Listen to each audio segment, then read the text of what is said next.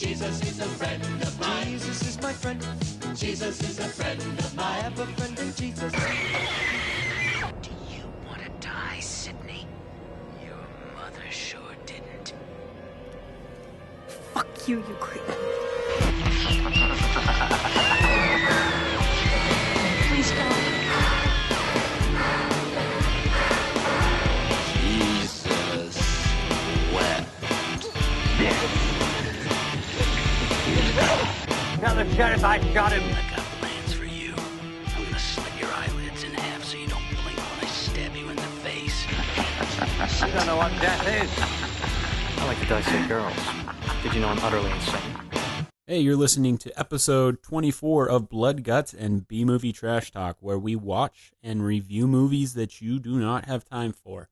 Now, before we get into the nitty-gritty here in the last episode, or last part of the Basket Case trilogy, I'd like to introduce a few people.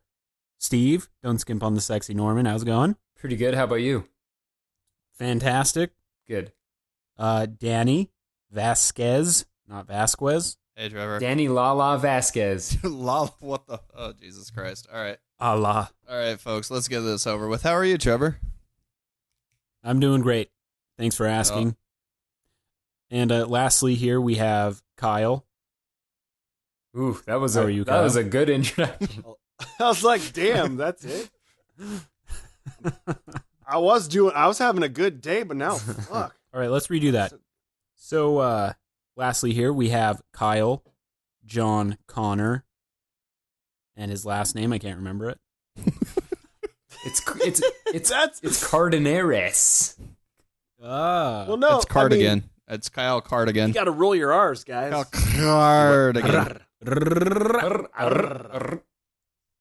Just I'm kidding, Cardenas. fantastic.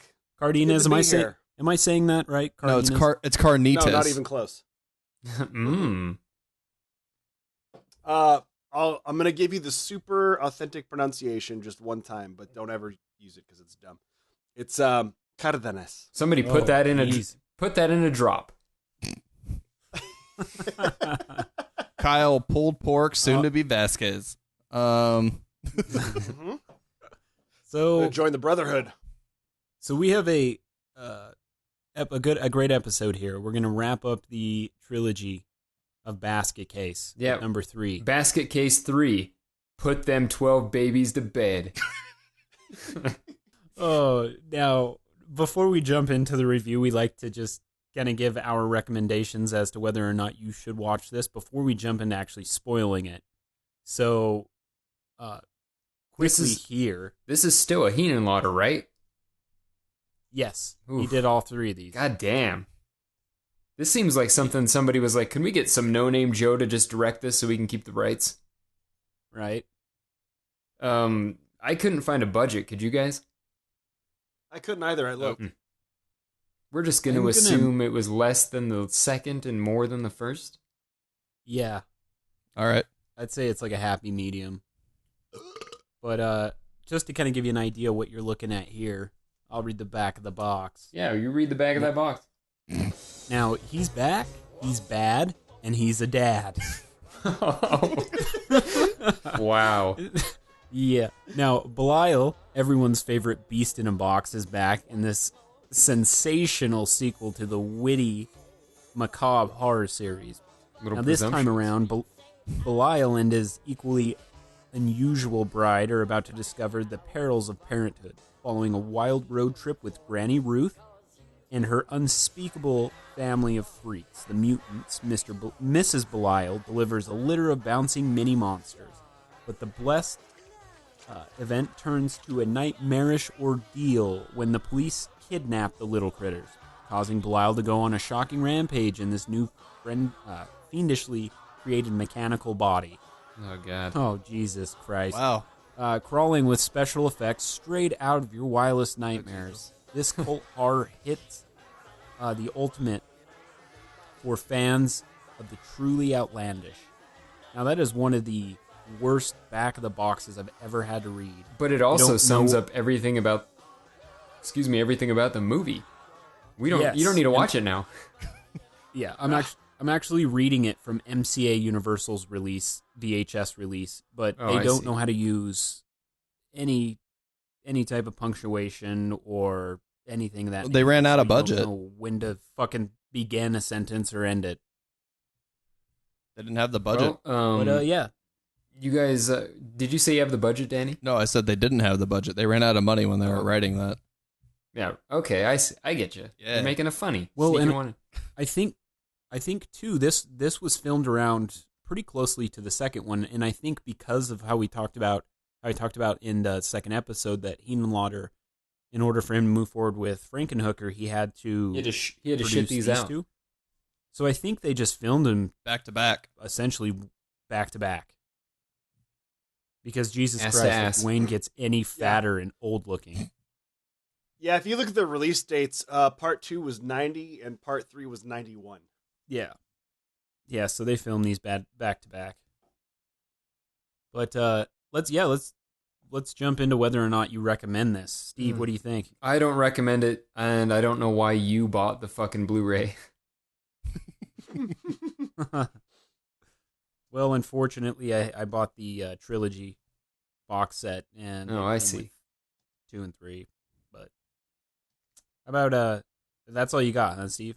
That's it. I mean, That's it. It's yeah. I was fucking bored. All right, how about you, Danny? No, I do not recommend this for anyone.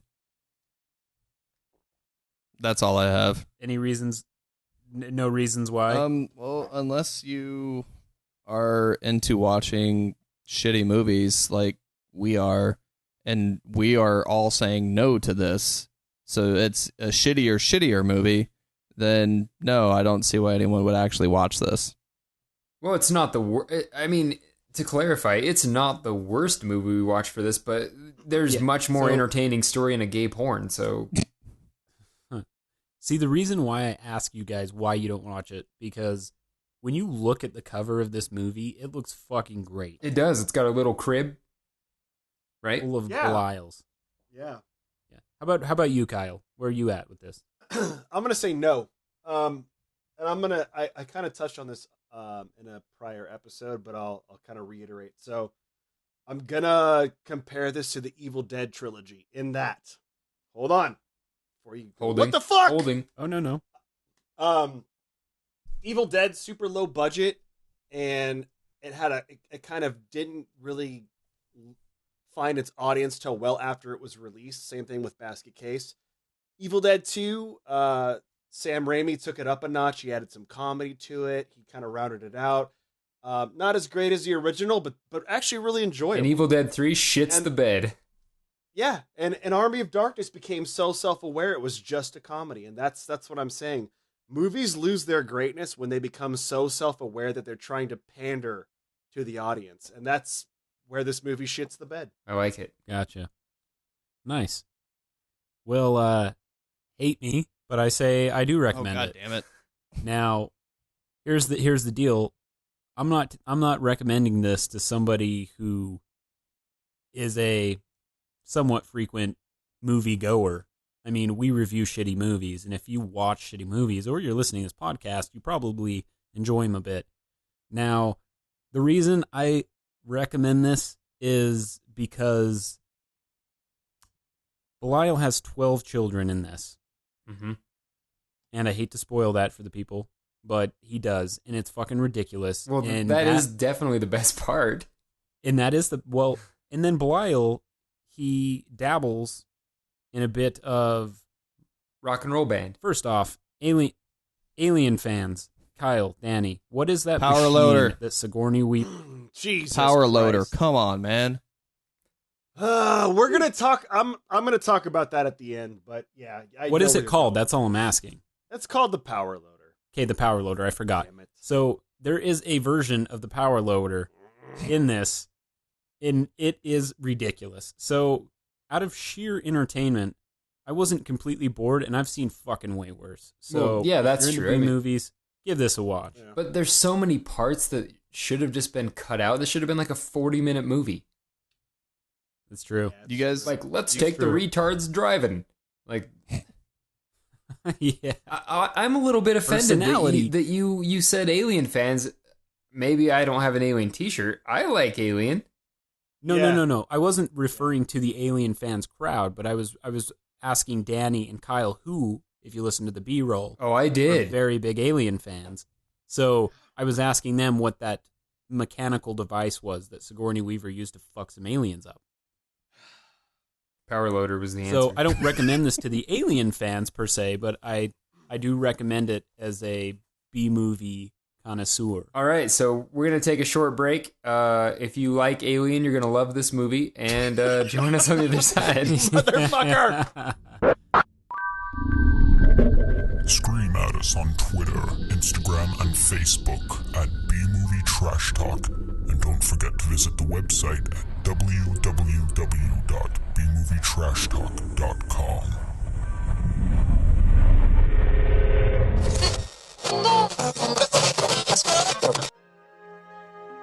Some tales are told, then soon forgotten. But a legend is forever.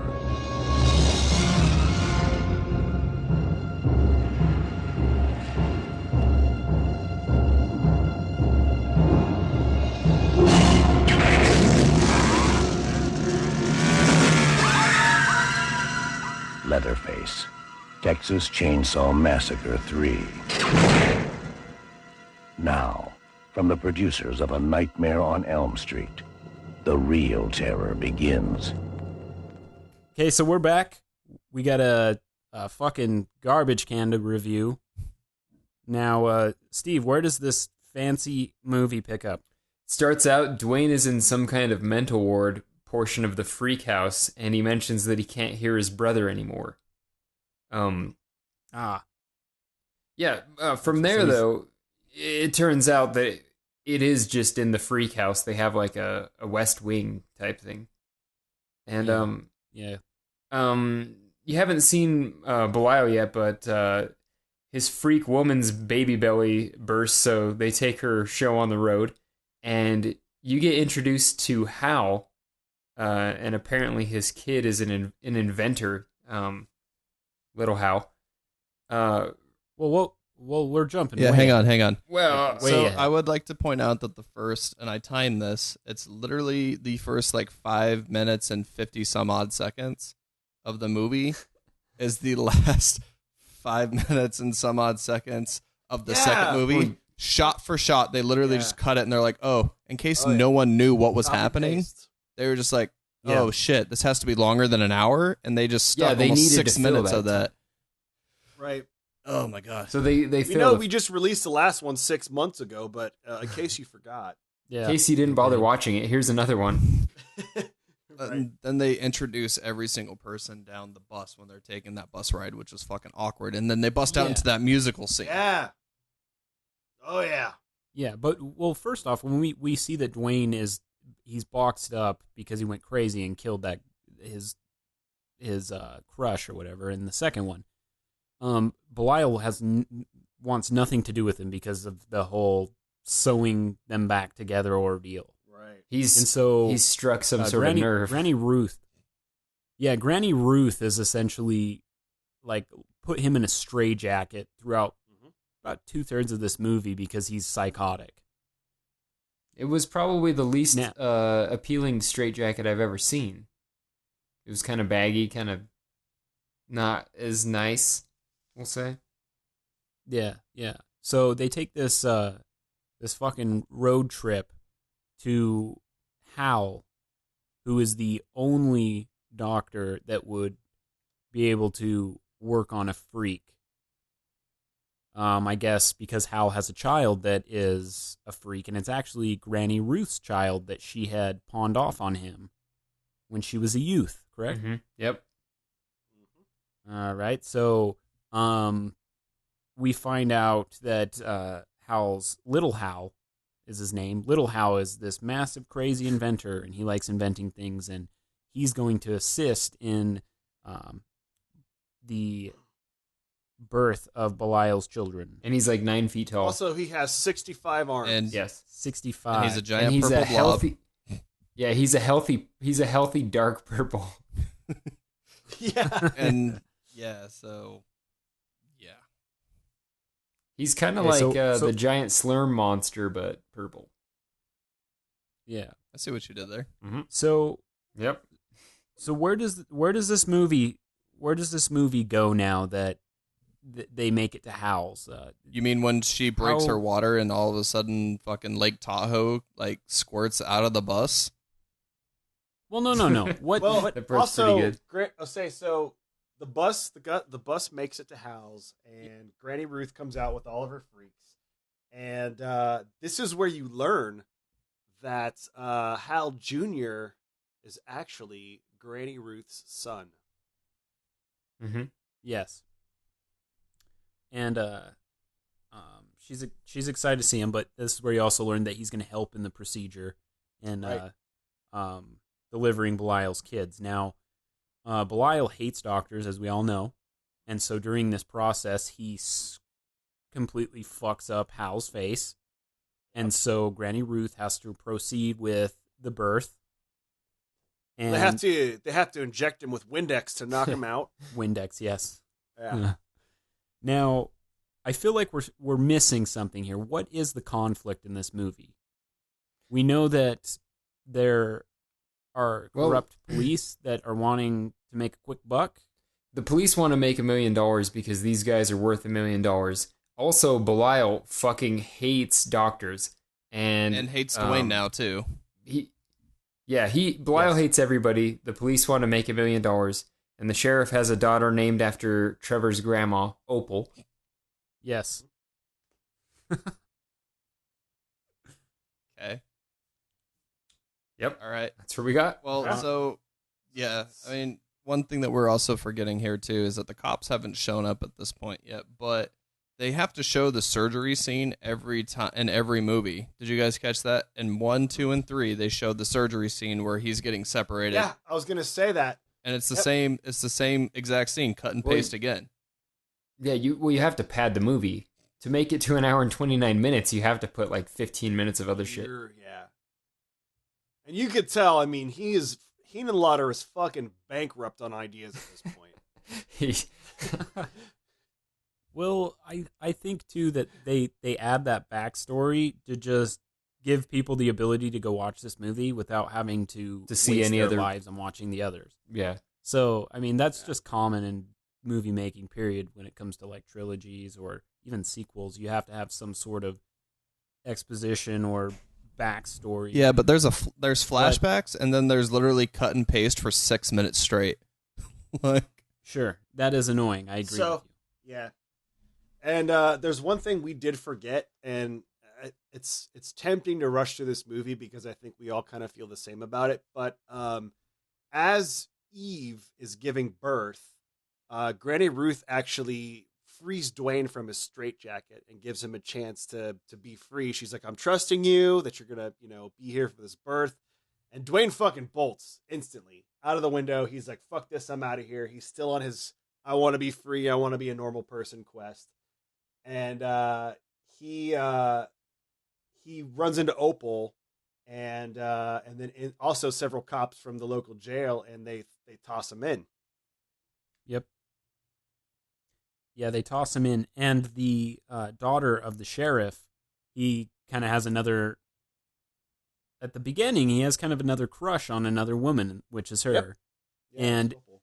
yeah, Opal tends to do him wrong, and gets him essentially thrown into jail.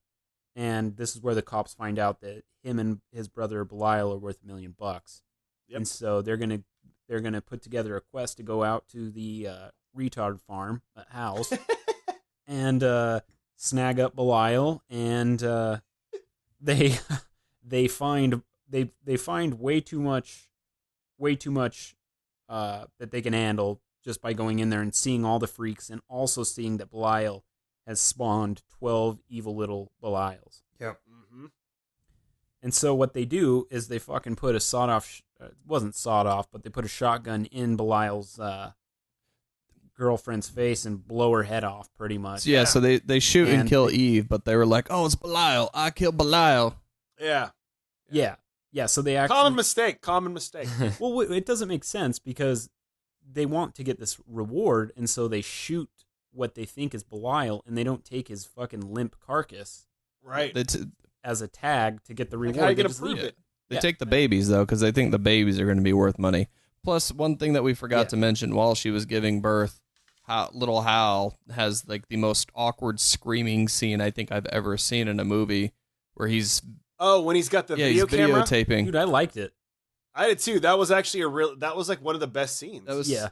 Like he's screaming. He was awkward, but it wasn't awkward in the way that he couldn't act. Like I thought it was kind of funny. Yeah. He was like a creep. Yeah. I think he played his character was really super well. weird. Like he's counting out every single like time another one comes out, because at this point we didn't know how many fucking little ball sacks are inside of her. Yep. So he's counting them out. It's getting more and more exciting and coming up with dumb little rhymes. Well, for yeah, each one, at the end there, she deserved an ovarian ovation. Yeah, yeah, yeah, right. Yeah, it's pretty funny. Baker's and then at this point too, like she's given birth to them, and the other freaks go check on Belial, and at this point you figure out that they can actually talk, and they're like knocking on Belial's crate, and they're like, Belial, Belial, Belial, and he's in there fucking having this weird dream sequence with these two porn stars, and they're like they're like speaking Shakespeare to him. Then they start talking math equations. Then they start talking about the IRS tax code. What the? Does anyone know what the fuck this was about? It's all dreams don't make sense, so I guess that kind of makes sense. It's all part of my rock and roll fantasy, Danny. No, right? To answer your question. No, I thought that was a funny scene because it jumps to the scene where he's dreaming about these two fucking like dime pieces wanting to bang him out, and all they can do is suck on his fingers, which they do. Well, and they talk a bunch of nonsense because I'm sure Belial believes that anything that comes out of a woman's mouth is nonsense. And so that's what he believes. I would say so. But anyways, he wakes up out of this dream, and back in reality, these little freaks are like, "Oh, Belial, your children are here." So he's like, he doesn't give a fuck. He's just dreaming about banging more women, and he's got 12 rugrats that he's got to pay child support now. And I'll tell you what, 12 kids is going to be a pretty it's going to put a dent in the family fortune. Yeah, it's going to be a tough thing to come back on.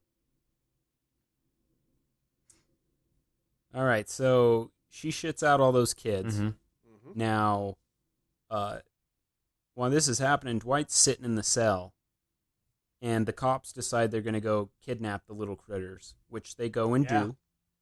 And we find out that while they're gone, Opal isn't the innocent little sheriff's daughter. Oh, yeah. She's into some fucking shit. Right. In a strange turn of events, the sheriff's daughter, Opal, strips to dominatrix clothes with a whip and gets into the holding cell with Dwayne. And Dwayne blows it. Yeah, I'm sorry, but he fucking blows it. Dwayne doesn't just blow it. I mean, this woman is clearly DTF, right? I mean, she's got a chained for life tattoo on one arm and then a prisoner of love tattoo on the other one. And I don't know what she unzipped, but it looked like she was taking all of her clothes off, and then all of a sudden she was just in there in like this weird dominatrix / sexy outfit with so she's got had a whip cage, by the way. And she's got a whip, and she's planning on whipping him with this whip.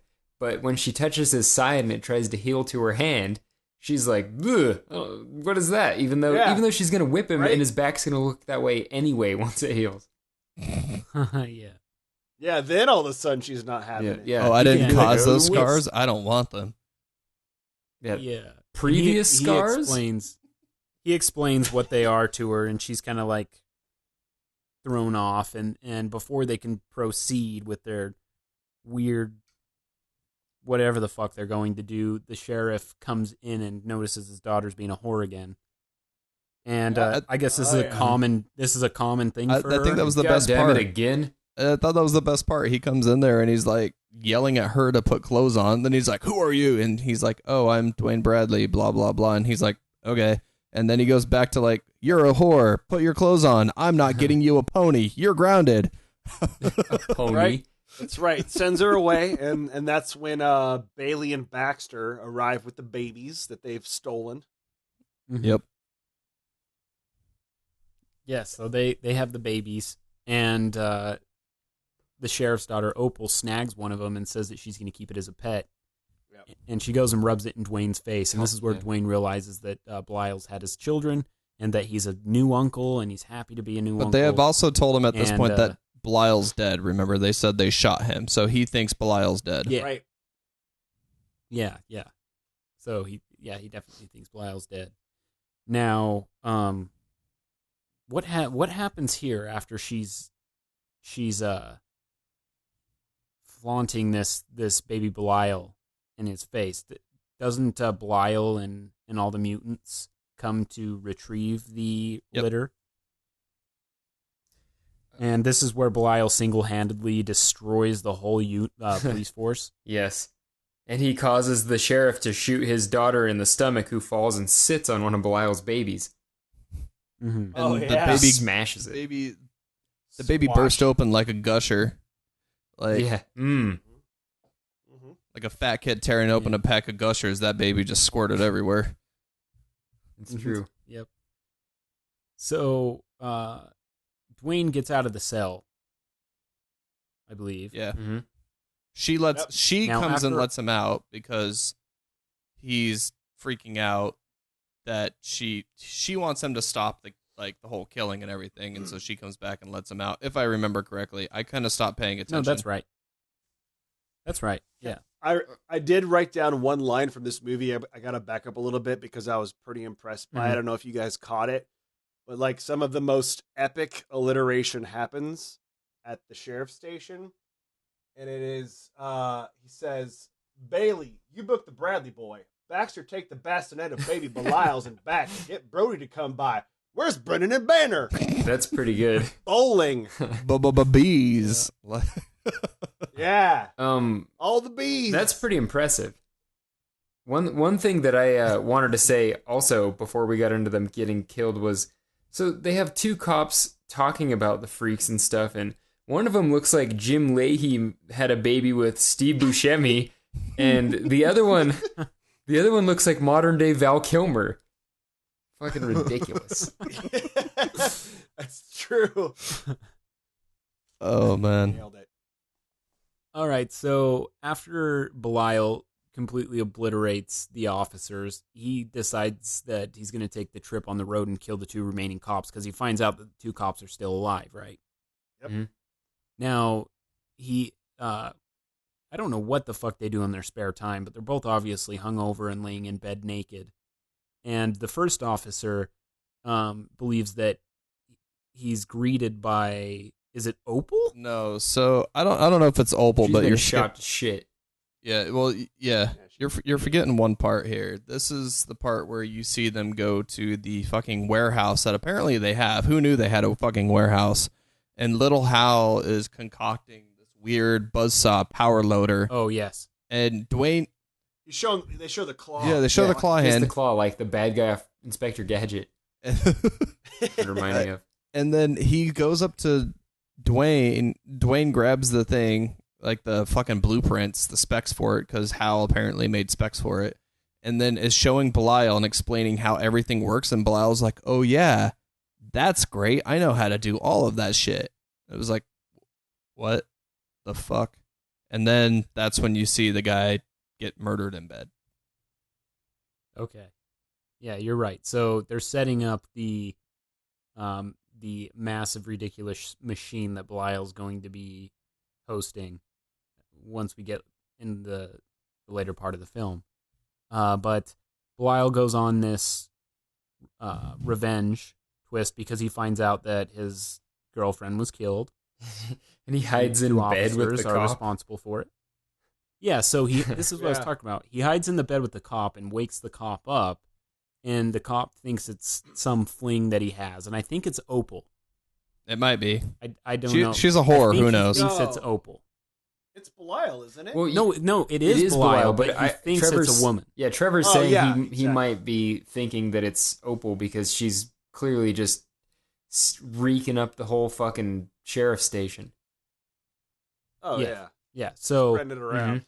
So as he goes through a whole list of sexual innuendos and finds out that it's Cop Belial, innuendos. and Belial fucks his face. Mhm. Yeah, Belial decides to give him a taste of his own medicine and kills that cop. Then I believe he heads over to the other officer's apartment, and the other officer is laying in bed, completely hungover, beer cans in his bed, and he's wearing a leopard He's wearing thong. Boomhauer's underwear. Yes. Fucking giggity. And so he goes on this somewhat impressive little Elvis impersonation, singing about how he's going to brush his teeth and comb his hair and how beautiful of a face he has. He should have had a wrestling career. And he should have. And Belial just starts fucking sawing open the door with this contraption that was put together by the genius Little Hal, correct? Yeah, well, did anyone else notice that they had to carry around a generator for this thing to work? There's that scene that Dwayne's sitting on the porch with the fucking generator, like pumping gas into this thing for it to work, right? How efficient is this really when he's already proven that he can bust through doors, bust through filing cabinets, fuck up people to the point where they're like, oh no, for these 3 people that you're going to kill, you need a fucking power loader with the generator that Dwayne's going to have to carry around. The answer is it's not efficient, and that's one of the bright spots of this movie because of that. Yeah. Well, and to that point, Captain Underoos puts up a pretty decent fight against it in the background while Dwayne's trying to eat some cereal. Yeah. Yeah. Cornflakes. Yeah. Dirtbag. Yeah, so that dude gets torn up, and That dude was put out to pasture. Yeah. Yeah. Now, where do we go after this? I know that the last officer remaining, the sheriff, the father of poor Opal that's been shot with a shotgun. Mm-hmm. I believe he is at the station boobing about his daughter's death. Is that Yeah, right? he's literally crying on her, and then Granny Ruth shows up with all the freaks to get the babies back. Well, the 11 remaining babies that haven't been gushered. And, then she, for whatever reason, thinks she can just break open the jail cell. And, yes. And then she's like, how are you holding innocent children? And it's like, they're fucking monsters, lady. Yeah. And so he offers up a trade. Babies for Belial. Yeah. Right? And that's accurate. Yeah. Yeah, exactly. So now we see Belial sheriff standoff. Mm-hmm. Or am I missing something, Danny? No, she agrees. She agrees. She agrees to the terms, and they decide on the meeting place. And the next scene you see Sheriff McSheriffton, because that's what I'm going to call him, bringing the basket of babies and setting them down for the final stand. You also need to remember that the freaks stopped at a local Burger King, Arby's, McDonald's franchise thingy bobber. And just ordered a million. And just things. ordered like a million things. Oh, and just yeah. fucking started eating everyone else's food. And it's like, what point did this have in the movie? And guess who has a cameo in that scene? That's Mr. right. Henenlotter. No? No. Oh, No. okay. Casey, the prostitute. Oh, Casey. yeah. Yeah, Casey she's working the fast food. Oh, I thought that was yeah. Jason Mantzoukas.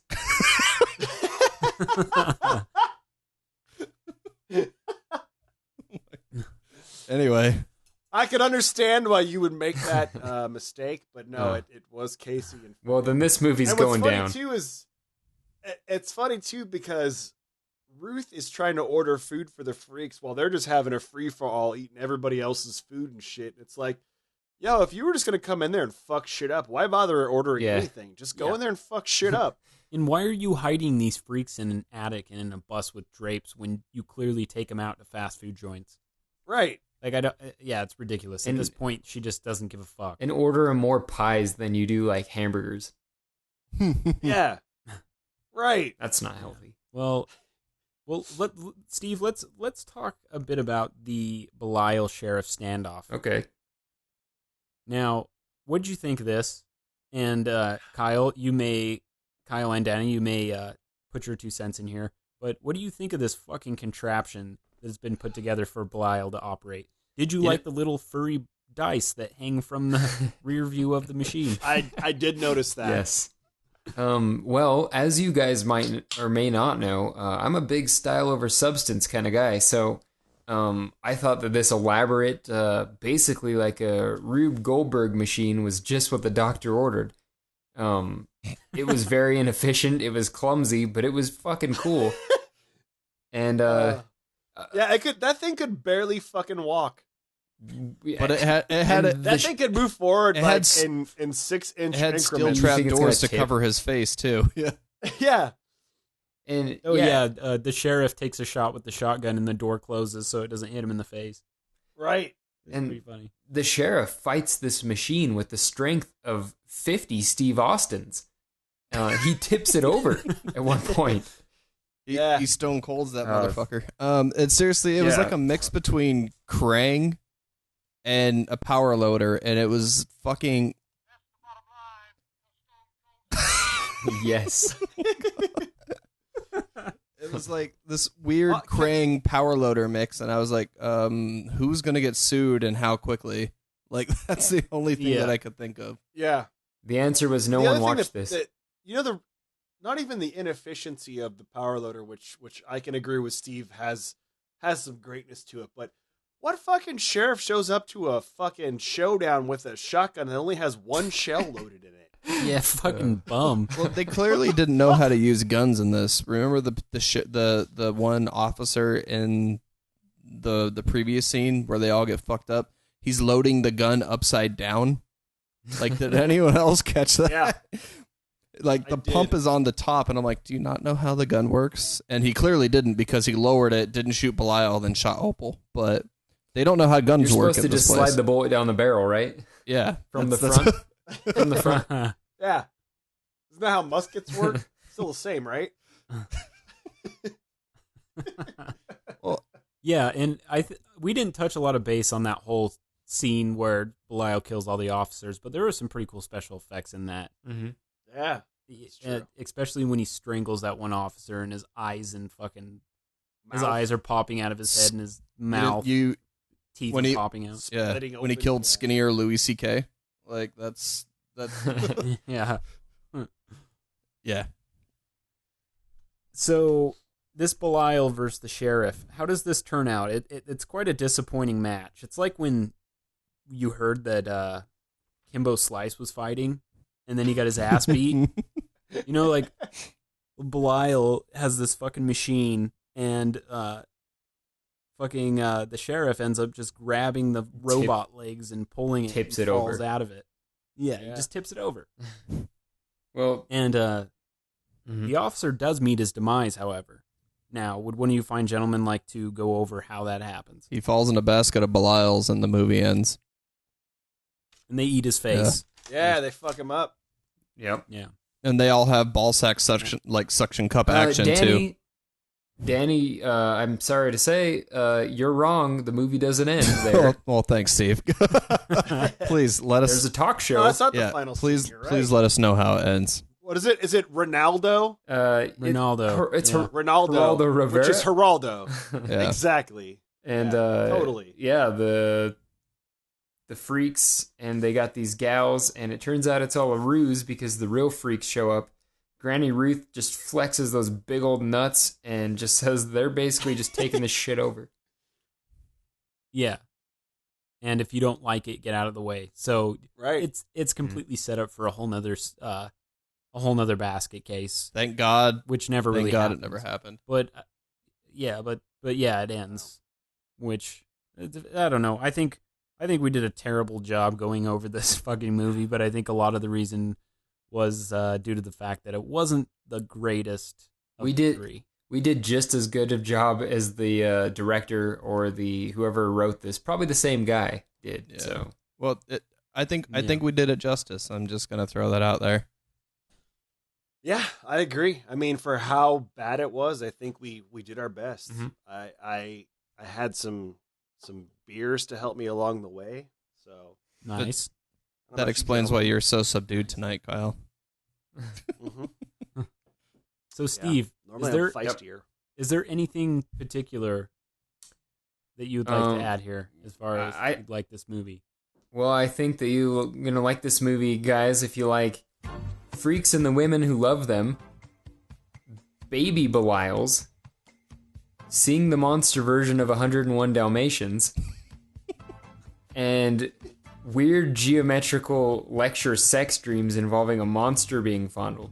That's probably the high point of the movie. You know what? I lied. I came up with one as well. Oh. I think you'll like this movie if you like 90s lingerie, the musical number inspired by Peter Jackson's Meet the Feebles, a rubber ball sack rolling around in a cardboard power loader, and a 7th grader's ultimate daydream of cops getting their shit ruined. Nice. Mm-hmm. Meet the Feebles. I fucking forgot that movie, dude. That's so ridiculous. Holy shit. You still have my copy of Brain Dead. I still do, Danny. I can send it back to you if you'd like. That's okay. Anyway, back to Basket Case 3 because it was so great we started talking about other shit. Yeah, so on that note, let's give this bad boy a quick rating, each of us, and quickly go over what we thought of the score and the film, along with our dumpster rating. Now, Steve, will you explain how the dumpster ratings work? Well, theoretical folks at home, the way that the dumpster rating works is it's 1 out of 5 dumpsters, 1 being the best a B-movie could get, and 5 being an all-out dumpster fire, because you need at least 1 dumpster. So yeah, with that, I guess I'll go first. I would say I'm enjoying the newfound rage. I mean, it's not newfound rage, but I'm enjoying the newfound resourcefulness, I guess, of Belial over the last couple movies is what I would probably say is like the high points, aside with when you couple that with the fact that he has kids. That's pretty great. And so it's nice to see the babies, and they look like a cute little version of him. I don't remember the music, so it probably wasn't that great. But I enjoyed their ridiculous machines that weren't very efficient. But I would give this movie a 4 dumpsters because it was. I mean, this would have just been an entertaining like trailer, like a fake trailer they make, like Machete. But like the whole movie was just like it was a fucking dragger. So yeah. Nice. And Danny, you next. Yeah, I'm gonna have to agree with Steve. This is more of a balls across the face kind of feel. How does that feel? Have you seen my wiener? This is just man, this is rough. I'm gonna go ahead and give this a 4.8 dumpster fire. Whoa. Wow. I kind of started zoning out in some parts when they had the musical number in the bus, and then they had to name every person in the bus at this point when they gave them all names, and they're like, so-and-so, how are you? So-and-so, Yeah. I thought I told you They to weren't go as to the good as bathroom. Kyle's names. Yeah, no, they weren't. Yeah, that's what I'm saying. And so I was like, I came up with all these creative names for them, and she just fucking ruined she it. she just ignored him and went on with her own names. Yeah, Henenlotter was a film too late Yeah. as far as introducing these guys, so I didn't understand the point it was of that. it didn't make any sense. And then they had the weird musical number, and then just fucking it was boring as shit, man. Like it made no sense. Really boring. And then they essentially took, again, I mean, I keep saying this, but it's fucking true. They essentially took like the worst parts of like Killer Clowns from Outer Space, like their soundtrack, and then we're like, we're gonna make this even worse. Like it was like fucking circus music, but a circus that no one attends, and the people inside commit suicide. That's what it sounded like. I don't know. It didn't make any sense to me. It was boring as shit. I don't know why they made the movie, other than the fact that apparently he had to do this to make Frankenhooker. Clearly, the actors didn't want to make the movie because, man, they sure knew how to act. Well, yeah, can't we get one person that wants to be in this movie? Yeah, I know. Even the puppets are like, fuck this, I'm walking out. Like, I'm out of here. rolling out. Yeah. So that's why I give it that. Cool. Kyle? I'm gonna go ahead and give this a 3.9 dumpster fire.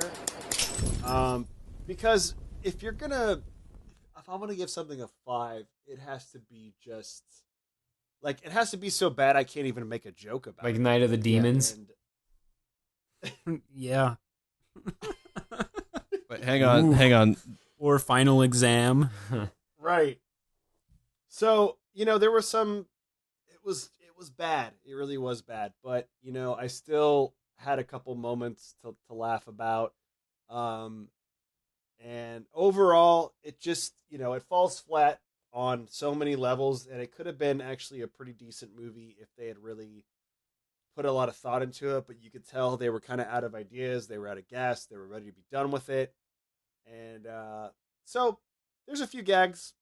I wouldn't check it out if I were you, but if you're feeling brave and you just have to know how it ends, and our description wasn't good enough for you because we rushed through it, then by all means, lose that hour and a half of your life. The score was crap. I'm gonna stick by that. I've been consistent with that with all 3 movies. I think the score is non-memorable. Half the time when it's going on, I don't even realize it's going on. You said last time that the score was better than The Good, the Bad, and the Ugly, you bastard. I didn't say that. Now you're putting words in my mouth, and it's about time to put this baby to bed. Put that baby to bed, yes. So with that, I'll turn it over to Mr. Trevor Turpin. So I feel like this movie is shitty. However, you guys are being you're being rough on it. Now, I'm going to give it a 3.5, and I think I could almost give it a 3. The reason I don't give it that, well, I'll explain. Because you got suckered into buying the Blu-ray? No. I love You don't want to regret your decisions. Oh, no, dude. Like, I don't mind. It's fucking sweet. And the Blu-ray, if you look it up, it's a classy fucking steel case and everything. It was worth the $30. Now, here's the deal. You guys act as if you have not seen a worse movie. And Danny, if you give this a 4.8, I didn't say that. Damn. I'm with you that I'm with you that this isn't the worst movie we could have watched. I'm just saying. No. See, I agree. Like, I think the whole problem was that they didn't involve the freaks. The freaks do not do anything. They're just there, and it's so worthless. Annoying. And it could make this movie like a 1 or a 2. But I think that when I don't know if it's run out of ideas or you're just limited to what you can actually have the story be. But when you add like a fucking metal robot that Belial can sit in, and then you add 12 little Belials, little baby Belials, like it's just so ridiculous and it's over the top that I just can't give it that bad of a rating. It does drag. They jumped the shark, man. They jumped the shark on this. But they didn't jump it like hard enough. They barely cleared that shark. No, they didn't clear it. They fell into the pool and the shark got them. Like that's. I'm with you though. I'm just gonna say that if they're gonna have the freaks dressed up, I want to see him. Let's see him do something. Let's see him run some errands. I'd watch that. Yeah. So I mean, I'm giving it a 3.5. Okay. So I think it could have been better. And I'll leave it at that. I mean, the score was pretty non-existent, and you think that with the budget that they had in the 2 films that they could have put some more money into that. They didn't. Yeah, they could have gotten Elfman at this point in his career, but no. Yeah, and I'm not going to blame it on Henenlotter because Henenlotter makes great movies. I think he just did not care about these 2 movies. Well, that's what it looked he didn't like. Want to do them Well, in and the that's first why place. I gave it such a low rating. It's not necessarily that this is the worst movie I've ever seen. It's that I'm disappointed that Henenlotter didn't put more effort into it. I know he got suckered into making this movie, but if you're gonna make it, dude, fucking make it, man. Like, this was Spider-Man 3 bad. This is where Sam Raimi gave up on the franchise. I'll say to that point, like in 2 and 3, you can tell that they spent a lot of the budget on. Okay, so let's get the makeup artists and let's make some more freaks. And honestly, I would have been way more into seeing just Belial again, but have him do way more elaborate kill scenes. Sure. Yeah, I agree. Well, and that's one thing I wanted to transition to is just what we thought about the whole franchise. And, what the not necessarily the pros. What are the great things you like about it? What are the terrible things that you think could have been improved? We'll start with you, Kyle, since you're already on that. Yeah, so I mean, I think the premise of the whole trilogy actually isn't that bad because it's pretty original. It's about a Siamese twin separation, kind of a revenge story, and it leads into a second film with another kind of Siamese-ish twin that falls in love with Belial, and they make babies. Like, they could have done something with it. I think they just squandered a lot of their ideas into things that didn't go anywhere. To the point we've been making about the whole franchise, especially starting with number 2, is like they introduce all these freaks that just don't do shit. Yeah, and isn't it odd? I just think about this. Well, we missed the fucking 5 minutes of puppet sex at the beginning of this movie, which is fucking even ridiculous. But they don't even really add any value to little Hal. Like, I thought he was going to be like this mastermind that like destroys the earth or something, and he's just gone. They only show 2 of his inventions. The coffee. Well, no, they show 3. They show 3, right? The coffee machine, the portable telephone that goes and says, "Hello, Sheriff, come and see how I turned out." Yeah, and that's when I forgot. Yeah, that and then the fucking power loader Krang at the end, like. Yes, the moral of the story though is that he doesn't do anything. I mean, I thought he was going to be like this crazy villain that maybe Belial has to fight off or something, but that's not. Well, it's weird because they introduced him like that, right? The sheriff goes up to the house and it's like, I found this thing on the road, and then it's like little Hal makes this creation, and then you see him at the on the roof standing ominously waving at the cop, and at that point the cop already knows he has 6 arms because they see the fucking portrait of him. So, and that being said, you kind of get the idea that little Hal has at least a soft spot for those guys. So, yeah, it's kind of interesting that he doesn't end up sort of taking the other side. Yeah, he doesn't do anything, and it's just another like subplot added into the trilogy that goes nowhere. It's just pointless, and it's a waste of time and a waste of money and a waste of resources. Second, I just feel like the first movie it was raw and it was just really gritty, and a lot of that was due to its budget. But it was also like the most violent. I feel like they did not put time into the kills or even the gore in this movie, in both of these last 2 movies. No, they didn't. They were pretty like Henenlotter really, he took it easy on these movies. He really didn't focus on the gore that he's known for. No, and to that point too, I mean, that's why the first movie was so awesome for me, and that's why the first one's always going to hold like a special place in my heart, because it was that dark, gritty, ridiculous story, and it just, I don't know, when you're watching that, you're like, okay, this director at least is trying, he has heart, he really loves the story, like he's putting it like 127% into this, right? And then with 2 and 3, you're just like, oh man, Henenlotter really didn't want to fucking make these, and you can see it. You can see that he didn't give a shit about these movies, and the plot lines and stories went nowhere, man. Like, if you wanted to show puppet sex, then go watch fucking Team America. Like, I don't know. I don't feel like there was nothing redeeming about 2 or 3 to the point where I was like, okay, I can see why they made those. Yeah.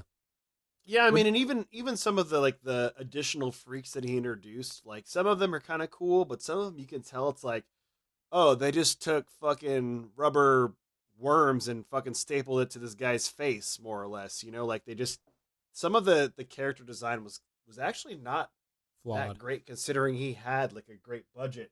And I made the joke about in the last episode about the character holding their head, but that literally happens. If you watch the scene when they're introducing all the freaks, the character that I've lovingly named Mrs. Giraffe Toppily Head is holding on to her prosthetic head to keep it from falling off. Like, that's how shitty it is. That's funny. Yeah, it's pretty bad. Pretty bad. So to that point, I don't know why he didn't spend the money on just having Belial, because Belial's the only one who does the kills. Well, right? It's Belial. It's Belial, but why didn't I'm gonna interject here. I've had a couple beers. All right. Interject here, because you mentioned that you're having a couple beers, the budget went into the fact that he was drinking himself to sleep every night while making these movies. Like that's where the budget went. It's the only way he made it through it.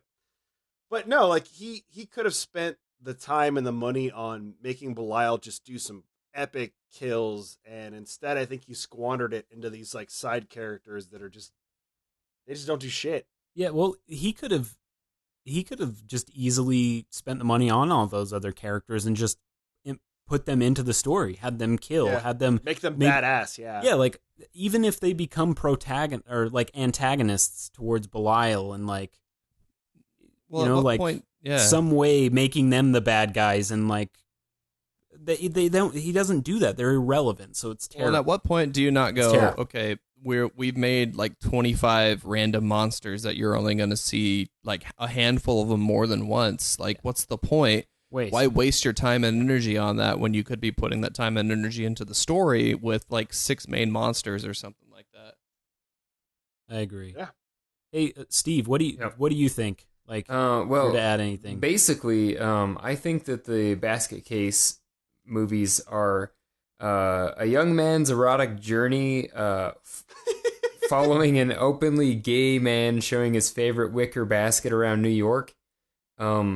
The monster inside the basket is a simple allegory for his pent-up sexual frustration, and you get to watch him take this Belial's hand as he journeys through dementia. Now, that's what I thought the movie was about. You know, although that's hilarious, like, you kind of have a point, because to that point, like, he never gets laid, like, the whole trilogy. No, he's really, so fucking frustrated by it. And he's really weird. Yeah, he's super weird. He's the guy in the like Cialis commercial that gets rejected every time. Like, that's sorry, pal. No place for Mr. Gray. And like, Steve, your explanation could literally be a legitimate like explanation of the story, like for real. Don't let Henenlotter hear it. He's gonna say that's what it's about. Yeah, of course. Oh, that's what I meant. That's what I meant. Yeah. Well, I can't see any other reason to make us watch 3 movies about this. If it's not about that. So, I agree. To cap it off, it had the potential, and it just fell short because of because of all the excess characters that had had nothing to do with the story whatsoever, and it was just it dragged, and there wasn't any focus on gore or special effects that really mattered. It was a waste of money, and I don't know, really, it went from like almost a serious first movie to just a fucking slapstick, ridiculous, like over the top, like borderline child movie, like just very terrible. I don't know. It was kind of like borderline Muppets Christmas special. Yeah. I mean, that's kind of why I said, you know, it's half joking, but really, like, it's like a 7th grader's ultimate daydream of just like weird shit. It's like Blue's Clues for dementia patients. Like, that's yeah. Like some kid in detention wrote the script. I guarantee it. that would explain the math part. He was sitting there daydreaming about this, and he was taking a test at the same time. Yeah, absolutely. That does it, I'd say, for this franchise. Pretty tough one. I'm not going to say it was more difficult than the Halloween franchise. Oof. Would you agree, Steve? Yeah, that was fucking brutal. That one had so many more. At least the Halloween franchise had Busta Rhymes in it, man. Yeah. Oh, man. Well, you get to look at one weird-looking monster, and then you get to see Busta Rhymes. So, like, what's the difference? Wasn't one of Busta Rhymes' songs "Mommy's a Little Monster"? Wasn't that it? It could have been. Yeah. I think as one Steve Norman would say, let's put that baby to bed. To bed. All right, well, that's it for this episode. Finally wrap that up. Don't hesitate to reach out to us on Twitter, Instagram, Facebook at BMovie Trash Talk, and you can visit our website at www.bmovietrashtalk.com, where we have all of our back episodes. That's including the movie Trash Talk episodes, the weekly B-roll, and Blood on the Side you'll see up We'll also have some new reviews coming soon, so check it out. You can get me on Twitter at Trevor Turpin. You can get Steve at Steve Norman, Danny at Danny Butternubs, and Kyle at Mr. Disposal. And if you feel like talking to John Connor, you can also follow his Twitter feed. What is that Twitter feed? It's like ridiculous. It's ATM Hacker, but you got to spell it all 90s Leet style. Okay. Well, good luck finding that, but just figure it out. Yeah. But other than How that, bad do you want to find the leader of the resistance? Pretty bad. Ladies, have a great night. Oh, thanks. Appreciate it. Oh, us. Yeah.